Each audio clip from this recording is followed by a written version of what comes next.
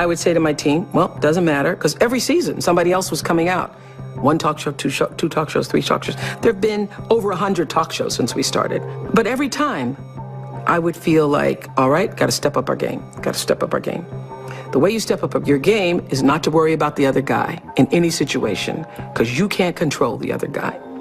You cannot control the other guy. You only have control over yourself. So it's like running a race. The energy that it takes to look back and see where the other guys are takes energy away from you. And if they're too close, it scares you. So that's what I would say to my team all the time. Don't waste your time in the race looking back to see where the other guy is or what the other guy is doing. It's not about the other guy. It's about what can you do. You just need to run that race as hard as you can. You need to give it everything you've got all the time for yourself. This is what everybody needs to know about becoming what you believe. The belief cannot come from your ego self, because there are a lot of people who have ideas about themselves or even beliefs about themselves that have been formed by other people's definition of what is right for you, by society's definition of what you should become.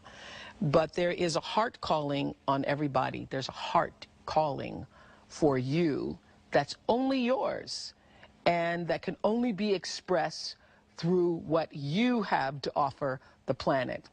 A lot of people don't know their purpose. And if you don't know your purpose, your immediate goal is to figure that out, because otherwise you're just wandering around here. So the moment you can figure out what it is you're supposed to be doing, the sooner you are able to get about the business of doing that. I just believed that there was something more, and I was always cognizant of what that more was. And what you will find is that at different times in your life, the call will be different. For some people, they know from the time that they were, old enough to speak what it is they wanted to do. I didn't know that. I had no idea for the longest time. I was looking around me and trying to feel my way through what felt like the right thing. But what I knew was that whatever that right thing was, it wasn't going to be what everybody else told me it was. And so I think that's true for not just people who become known or become famous. I think it's true for everybody who decides for themselves that there is something more. And I want to listen to what that is and be guided by that. The way through the challenge is to get still and ask yourself, what is the next right move? Not think about, oh, I got all of this stuff. What is the next right move? And then from that space, make the next right move and the next right move. And not to be overwhelmed by it, because you know your life is bigger than that one moment. You know you're not defined by what somebody says is a failure for you, because failure is just there to point you in a different direction.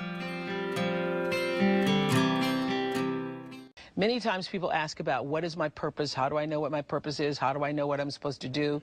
The only way to know what to do in life is to pay attention to the life that you're living right now. You can't get it by listening to other people. There's a wonderful Bible passage that says, be still and know that I am God. You can't allow the voices of the world to drown out that which I know is the voice of God, the voice of your own consciousness, the voice of the purest light of yourself, because that is how the energy of God speaks to all of us. And so, knowing that, number one, you deserve and are worthy of the best that your creation has to offer, and believing that there is a reason why you are here, and understanding that your job is to figure out what that is and then follow that belief. I say to my girls all of the time that your real work is to figure out where your power base is and to work on the alignment of your personality, your gifts that you have to give with the real reason why you're here. That's the number one thing you have to do, is to work on yourself and to fill yourself up and keep your cup full. Keep yourself full. Now, I used to be afraid of that. I used to be afraid, particularly from people who say, oh, she's so full of herself. She's so full of herself. And now I embrace it. I consider it a compliment that I am full of myself. Because you only when you're full, I'm overflowing, my cup runneth over. I have so much to offer and so much to give. And I am not afraid of honoring myself. You know, it's miraculous when you think about it.